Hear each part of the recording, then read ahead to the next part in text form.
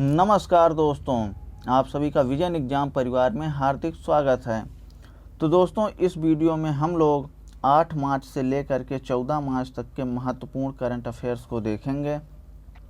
इससे पहले की वीडियो में हम लोगों ने 1 मार्च से लेकर के 7 मार्च तक के महत्वपूर्ण 35 करंट अफेयर के प्रश्नों को देखा है।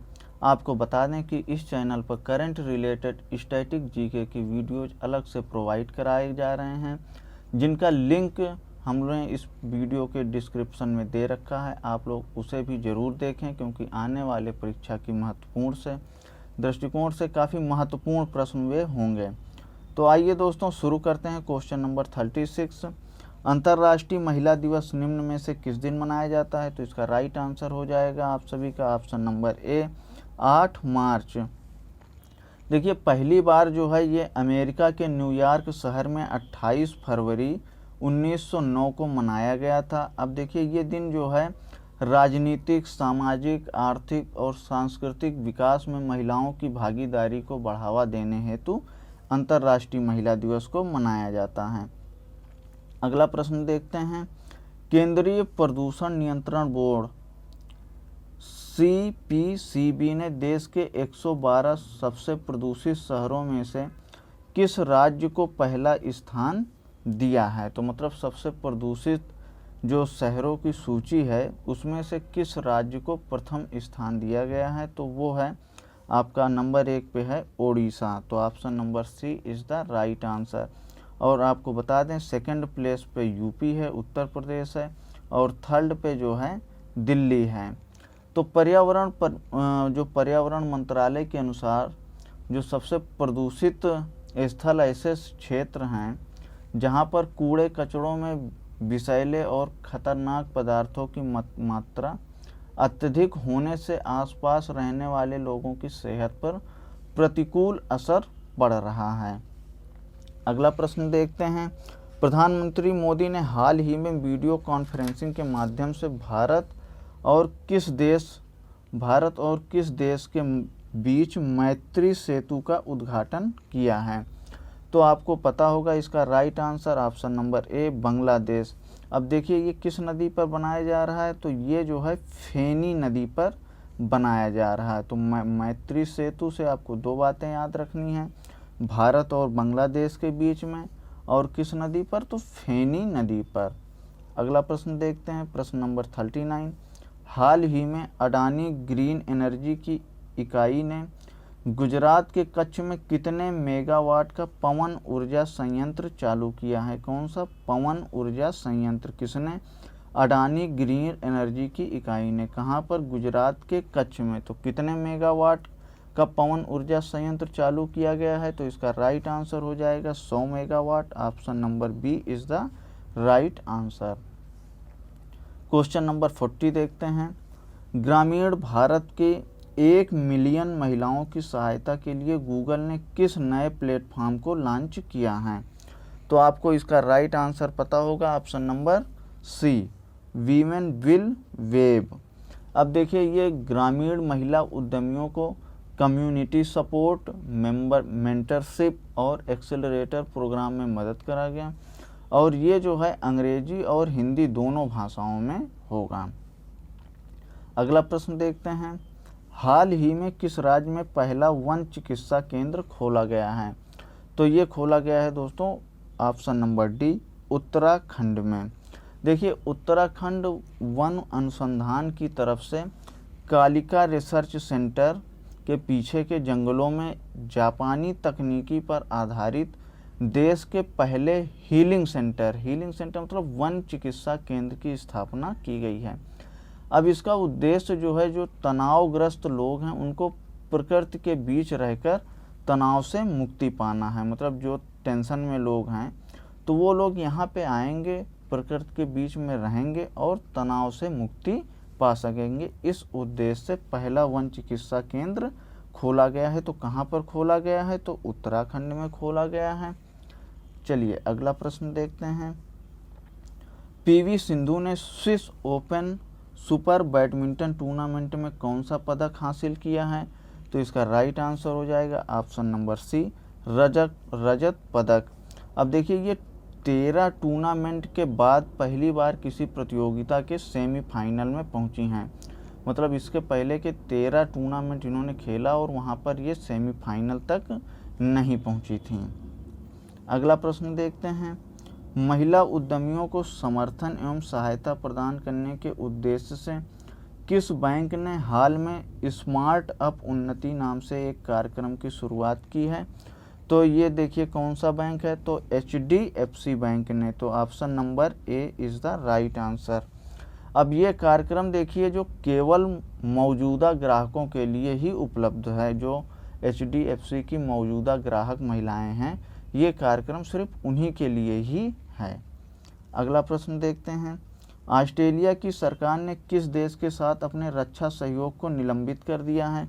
तो इसका राइट आंसर आप सभी को पता होगा, म्यांमार के साथ इसने अभी अपने सारे रक्षा संबंधों को जो है निलंबित कर दिया है। देखिए म्यांमार सरकार के तख्तापलट और म्यांमार में ऑस्ट्रेलियाई नागरिक को हिरासत में लेने के बाद ऑस्ट्रेलिया की सरकार के द्वारा ये निर्णय लिया गया था। अगला प्रश्न देखते हैं, हाल ही में किस राज्य के मुख्यमंत्री ने पार्टी विधायकों की नाराजगी के बाद अपने पद से इस्तीफा दे दिया? तो इसका राइट आंसर भी आप सभी लोगों को पता होगा, उत्तराखंड के मुख्यमंत्री त्रिवेंद्र सिंह रावत ने जो है 9 मार्च 2021 को राज्यपाल बेबी रानी मौर्य को अपना इस्तीफा सौंप दिया। तो उत्तराखंड के राज्यपाल कौन है? तो बेबी रानी मौर्य, उन्हीं को इन्होंने जो है त्रिवेंद्र सिंह रावत जो कि उत्तराखंड के मुख्यमंत्री थे, उन्होंने अपना इस्तीफा सौंप दिया है। अगला प्रश्न देखते हैं, किस कंपनी ने भारतीय क्रिकेटर रोहित शर्मा को अपना ब्रांड एम्बेसडर नियुक्त किया है? तो इसका आंसर हो जाएगा Glenmark pharma. Option number A is the right answer. Glenmark pharma देखिए दवा क्षेत्र की प्रमुख कंपनी है और इसने अपने कैंडिड पाउडर उत्पाद के लिए रोहित शर्मा को ब्रांड एम्बेसडर बनाया है। अगला प्रश्न देखते हैं, किस पुरस्कार से सम्मानित भारतीय एथलीट ईशर सिंह देओल का निधन हो गया है? तो निधन की दृष्टिकोण से भी यह महत्वपूर्ण प्रश्न है, क्योंकि जो ईशर सिंह देओल हैं ये ध्यानचंद राष्ट्रीय खेल पुरस्कार विजेता हैं। ध्यानचंद राष्ट्रीय खेल पुरस्कार से इन्हें सम्मानित किया गया था और हाल ही में इनका निधन हो गया। तो option number D is the right answer. अब इन्होंने देखिए पहले 3 एशियाई खेलों में भाग लिया था और जो है पहले 3 एशियाई खेलों में भाग लिया था और 1954 में फिलीपींस के मनीला में आयोजित दूसरे एशियाई खेल में कांस्य पदक जीता था। तो पहला एशियाई खेल देखिए कब हुआ था? तो 1953 में, और दूसरा जो कि 1954 में हुआ था। कहाँ पे 1954 वाला हुआ था? तो फिलीपींस की राजधानी मनीला में आयोजित हुआ था। इसमें इन्होंने कांस्य पदक जीता था और इनको ध्यानचंद राष्ट्रीय खेल पुरस्कार देखिए 2009 में दिया गया था। तो ये सारी बातें आप लोगों को याद रखनी है। अगला प्रश्न देखते हैं, हाल ही में किस देश के प्रधानमंत्री ने कैम्ब्रिज एनर्जी रिसर्च एसोसिएट द्वारा वैश्विक ऊर्जा और पर्यावरण नेतृत्व पुरस्कार से सम्मानित किया गया है? तो किस देश के प्रधानमंत्री को कैम्ब्रिज एनर्जी रिसर्च एसोसिएट द्वारा वैश्विक ऊर्जा और पर्यावरण नेतृत्व पुरस्कार से सम्मानित किया गया है? तो इसका आंसर आप सभी को पता होगा, ऑप्शन नंबर सी, भारत के प्रधानमंत्री PM मोदी को। तो भारत के प्रधानमंत्री को यह पुरस्कार देश और दुनिया की भावी ऊर्जा ज़रूरतों को पूरा करने हेतु तथा सतत विकास के विस्तार की उनकी प्रतिबद्धता के लिए दिया गया है और इस पुरस्कार की शुरुआत जो है 2016 से करी गई थी। तो अगला प्रश्न अब देखते हैं, किस देश की सरकार ने विभिन्न क्षेत्रों में उत्कृष्ट योगदान देने वाले 9 प्रसिद्ध हस्तियों और एक संगठन को सर्वोच्च नागरिक पुरस्कार स्वाधीनता पुरस्कार 2021 प्रदान करने की घोषणा करी है? तो इसका राइट आंसर आप सभी को पता होगा, ऑप्शन नंबर बी, बांग्लादेश।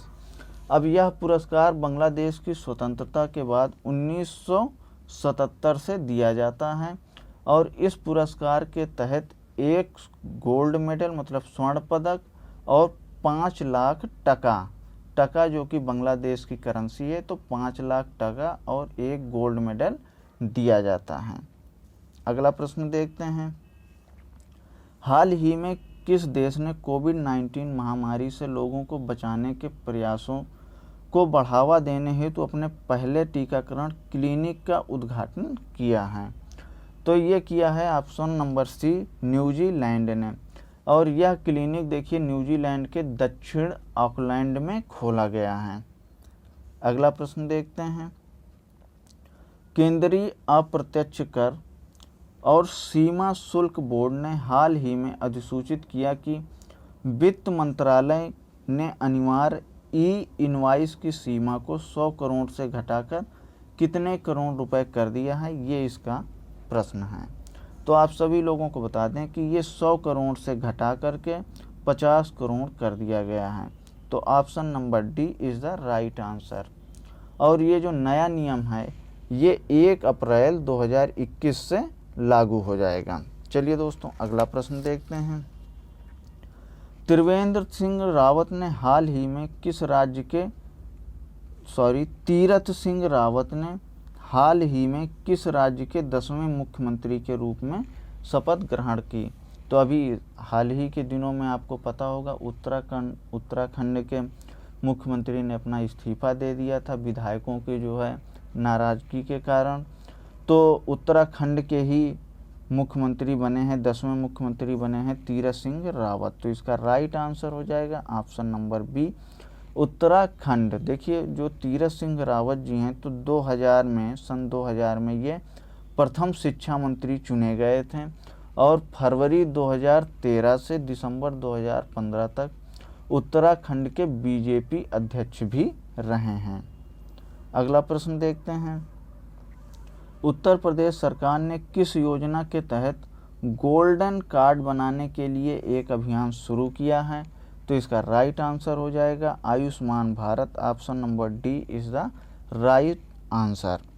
अब इस अभियान का उद्देश्य राज्य भर में आयुष्मान भारत जन आरोग्य योजना के बारे में जागरूकता फैलाना है। अगला प्रश्न देखते हैं, भारतीय रेलवे द्वारा यात्रा के दौरान सभी प्रकार के प्रश्नों, शिकायतों, सहायता हेतु हाल ही में जारी हेल्पलाइन नंबर निम्न में से क्या है? तो आप सभी लोगों को बता दें इसका राइट आंसर है ऑप्शन नंबर सी, ये हेल्पलाइन नंबर है 139। अगला प्रश्न देखते हैं, हाल ही में किस राज्य को भूमि रिकॉर्ड डिजिटलीकरण में शीर्ष स्थान दिया गया है? तो इसका राइट आंसर हो जाएगा option number D, Madhya Pradesh. और देखिए मध्य प्रदेश के बाद जो है पश्चिम बंगाल, उड़ीसा, महाराष्ट्र, तमिलनाडु का स्थान रहा है। यह निष्कर्ष 2 पहलुओं के आधार पर आया था। चलिए दोस्तों तो अगला प्रश्न देखते हैं, केंद्रीय कैबिनेट ने बीमा क्षेत्र में विदेशी निवेश मतलब एफडीआई की सीमा को 49% से बढ़ाकर कितने प्रतिशत करने के लिए बीमा कानून 1938 में संशोधन को मंजूरी दे दी है? तो आप सभी को इसका राइट आंसर पता होगा ऑप्शन नंबर बी, 74%। अब देखिए वर्ष 2015 में जो है वर्ष 2015 तक 26% था, तो 2015 में 26 से इसको बढ़ाकर 49% कर दिया गया था और अब 49% से बढ़ाकर 74% कर दिया गया है। तो किस चीज़ को? बीमा क्षेत्र में विदेशी निवेश को। अगला प्रश्न देखते हैं, सरकार में रहते हुए प्रादेशिक सेना में कैप्टन बनने वाले पहले सांसद निम्न में से कौन बन गए हैं? तो इसका राइट आंसर हो जाएगा ऑप्शन नंबर ए, अनुराग ठाकुर। वो अनुराग ठाकुर जी केंद्रीय वित्त राज्य मंत्री हैं और सेना में रेगुलर कमीशन ऑफिसर के रूप में कैप्टन बने हैं। अगला प्रश्न देखते हैं, डस्टलिक है भारत और किस देश के बीच सैन्य अभ्यास है? तो क्वेश्चन ये ऐसे भी पूछा जा सकता है, डस्टलिक क्या है? तो डस्टलिक एक सैन्य अभ्यास है, किसके बीच में? तो भारत और उज्बेकिस्तान के बीच में। तो option number B is the right answer. और ये सैन्य अभ्यास है, इसका दूसरा संस्करण उत्तराखंड के चौबटिया में शुरू हुआ। तो पहला संस्करण कब हुआ था? तो पहला संस्करण 2019 में हुआ था। कहाँ पर हुआ था? तो उज्बेकिस्तान की राजधानी ताशकंद में ही आयोजित किया गया था। अगला प्रश्न देखते हैं। वेस्ट इंडीज क्रिकेट बोर्ड ने हाल ही में टेस्ट टीम का नया कप्तान किसे नियुक्त किया है? तो आप सभी को इसका राइट आंसर पता है, क्रेग वेथवेट। ऑप्शन नंबर ए, क्रेग वेथवेट को जो है वेस्ट इंडीज क्रिकेट बोर्ड ने टेस्ट टीम का नया कप्तान चुना है। अगला प्रश्न देखते हैं। हाल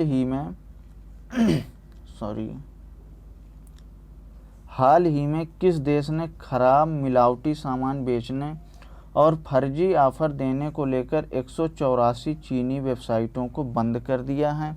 तो इसका राइट आंसर हो जाएगा सऊदी अरब। सऊदी अरब में देखिए, सऊदी अरब ने 184 चीनी वेबसाइटों को बंद कर दिया है। चलिए तो दोस्तों अगला प्रश्न देखते हैं।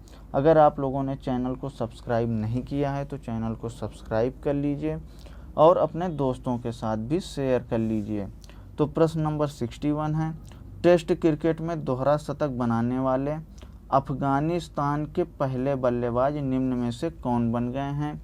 तो इसका राइट आंसर हो जाएगा Hashmatullah Shahidi. Option number B is the right answer. अब उन्होंने देखिए शेख जायद स्टेडियम में जिम्बाब्वे के खिलाफ खेले जा रहे दूसरे टेस्ट मैच के दूसरे दिन ये उपलब्धि हासिल करी। तो मतलब अफ़गानिस्तान के जो है हसमत उल्लाह शाहिदी टेस्ट क्रिकेट में दोहरा शतक बनाने वाले पहले अफ़गानिस्तानी क्रिकेटर बन गए हैं। अगला प्रश्न देखते हैं। निम्न में से किस अफ्रीकी देश के प्रधानमंत्री हामेद बाकायोको का कैंसर के कारण 56 वर्ष की उम्र में निधन हो गया है?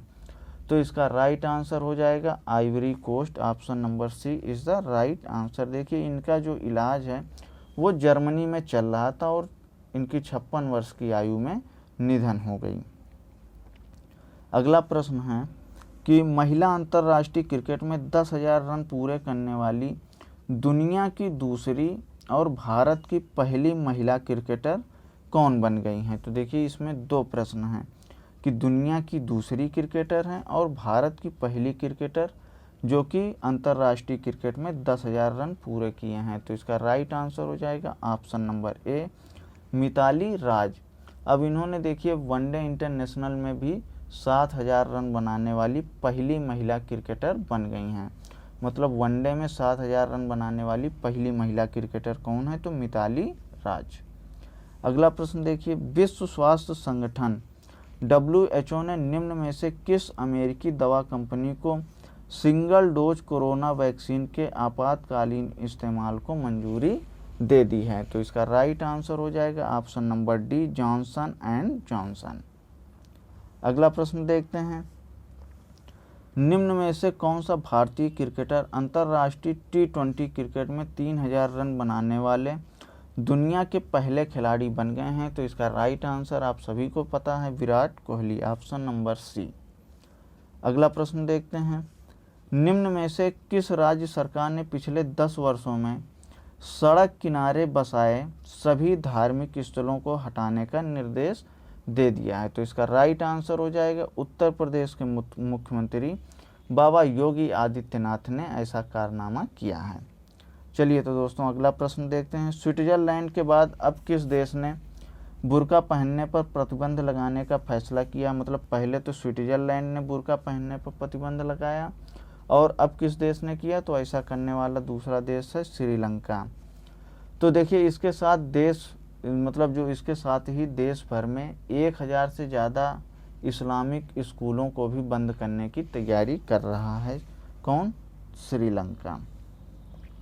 अगला प्रश्न है कि झारखंड कैबिनेट ने स्थानीय लोगों के लिए निजी क्षेत्र की इकाइयों में कितने प्रतिशत नौकरियों में आरक्षण करने संबंधी रोजगार नीति को मंजूरी दे दी है? मतलब कि उसमें जो है निजी क्षेत्र की भी जो कंपनियां हैं उस राज्य में, वहाँ पर स्थानीय लोगों के लिए भी सीट में रिजर्वेशन कर दिया है झारखंड की कैबिनेट ने। तो कितने प्रतिशत सीटों पर? तो 75% सीटें जो है स्थानीय लोगों को आरक्षित कर दिया गया है। तो ये देखिए इसमें क्या है कि जो प्रति माह 30,000 वेतन तक वाली कंपनियों को जो है ऐसा करना अनिवार्य कर दिया गया है। तो झारखंड से पहले हरियाणा सरकार भी इस तरह की नीति को मंजूरी दी थी। अगला प्रश्न देखते हैं, जापान और किस देश ने भूरे कोयले से हाइड्रोजन का उत्पादन शुरू किया है? तो जापान और किस देश ने? तो ऑस्ट्रेलिया ने। Option number B is the right answer. दोनों देशों ने देखिए लिक्विफाई हाइड्रोजन के लिए पहली अंतर्राष्ट्रीय आपूर्ति श्रृंखला बनाने की योजना बनाई है। अगला प्रश्न देखते हैं, किस राज्य के मुख्यमंत्री ने अंत्योदय परिवार योजना की शुरुआत करी है? मतलब अंत्योदय परिवार योजना शुरू करने वाला राज्य कौन है? तो ये हरियाणा के मुख्यमंत्री ने अंत्योदय परिवार उत्थान योजना की शुरू करी है। तो दोस्तों इस प्रकार से इस वीडियो में हम लोगों ने 14 फरवरी तक के महत्वपूर्ण करंट अफेयर्स को पढ़ लिया है। आप लोगों को वीडियो पसंद आ रही होगी तो अपने दोस्तों को शेयर कर दीजिए, वीडियो को लाइक कर दीजिए और बने रहिए विजन एग्ज़ाम फैमिली के साथ। विजन एग्ज़ाम फैमिली से जुड़ने के लिए आप सभी लोगों को बहुत बहुत धन्यवाद।